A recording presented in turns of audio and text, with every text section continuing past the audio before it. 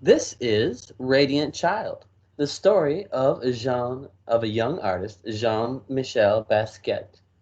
It's written by Javaka Steptoe. Radiant Child. And it has this beautiful sticker on here. It's the winner of the Caldecott Medal, which is the medal for the best pictures in a storybook that year. Got some really cool paintings here. Jean Michel and some of his artwork as well on the page. Nice title page. Beautiful crown that Jean Michel used to create on lots of paintings. All right, so somewhere in Brooklyn, between hearts that thump, double dutch, and hopscotch, and salty mouths that slurp sweet ice, a little boy dreams of being a famous artist.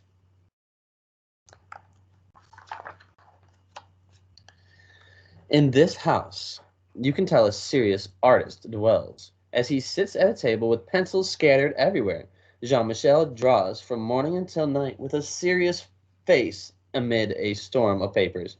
He refuses to sleep until he has created a masterpiece.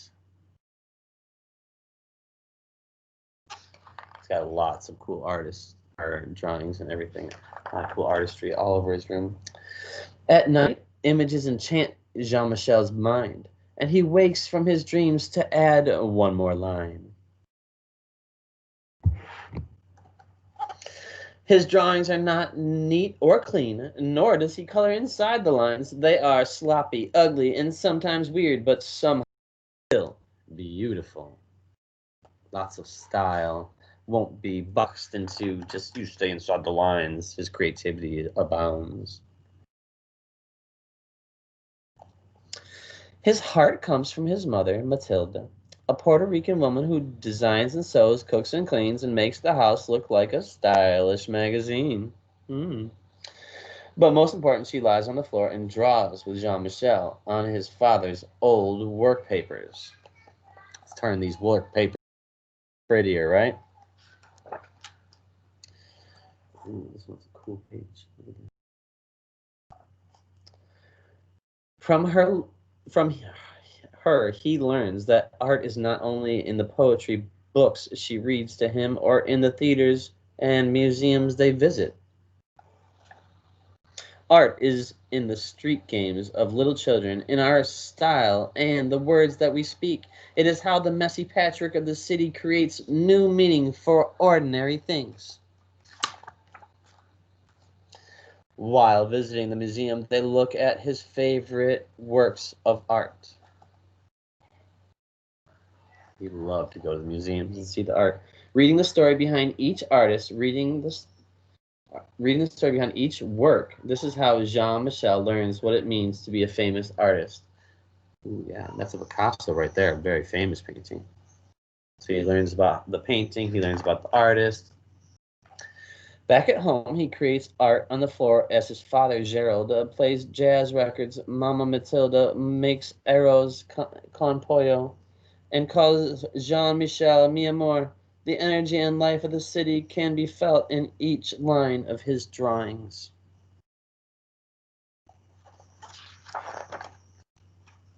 As time goes by, Jean-Michel learns that art has a healing power. After a car accident, he is scared and confused. Matilda gives him a book to calm his fears. You gotta love a good book. It is filled with pictures of bones, skulls, and other body parts. Jean-Michel draws from it until he knows it all by heart. He is no longer afraid. It's the medical book of the body, called Gray's Anatomy. Back at home, Jean-Michel's body heals, but his heart breaks. His mother's mind is not well, and the family breaks. She no longer lies on the floor and draws with Jean-Michel, but sits by the window singing only to birds. Jean-Michel is confused and filled with a terrible blues when Matilda can no longer live at home. He tries drawing the terrible out of his blues, but things are not the same. As Jean-Michel grows older, he visits his mother when he can, always bringing his artwork to show, telling her that one day it will be in a museum. When I am a famous artist, he would say to her.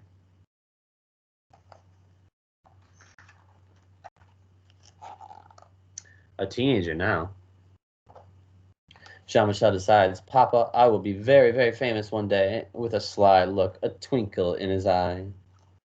Jean-Michel leaves Brooklyn for New York City, the Lower East Side, a concrete jungle where only the tough survive.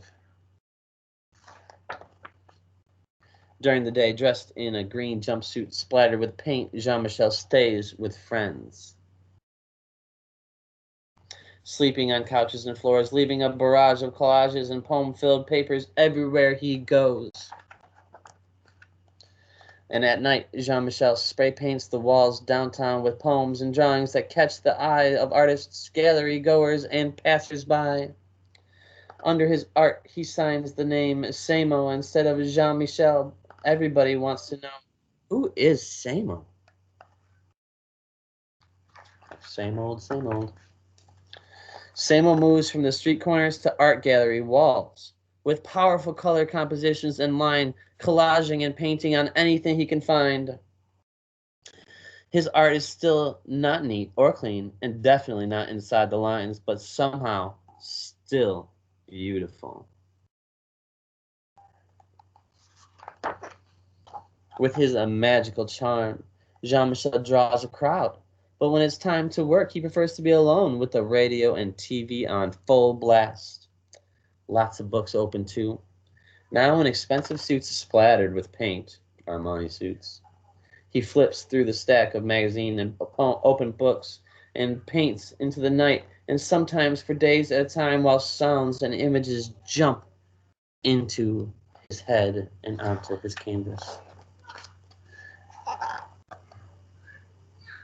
Jean-Michel, an artist among artists, never doubts one line, creating from a soundtrack that is all his own.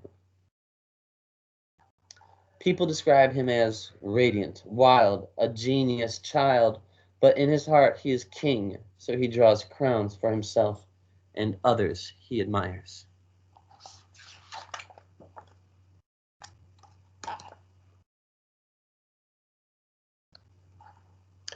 A grown man now, with the art world in his hands, Jean-Michel still visits his mother when he can, and at his most important shows, above all the critics, fans, and artists, he admires the place of honor in his mother's, a queen on a throne. He is now a famous artist.